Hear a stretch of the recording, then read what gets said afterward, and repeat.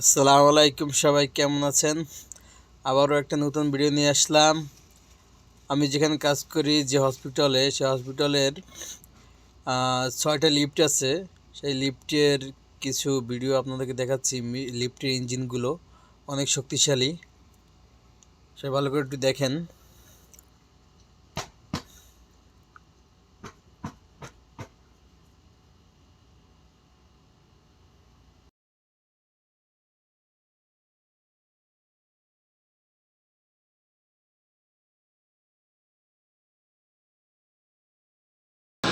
कितने साल हुए इधर काम कर रहे हो आप? हाँ।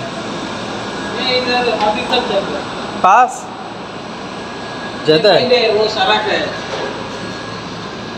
इधर दूसरा आदमी नहीं आता क्या? दूसरा नहीं है। आप अकेला ही हो? हाँ, बंधु, अभी ज़रूरत नहीं है, ठीक है? वो जब नीच में जाओगे ना,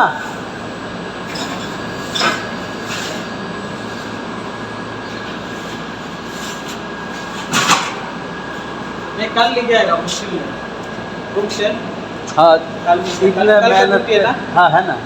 इसकी नहीं, कल आएगा।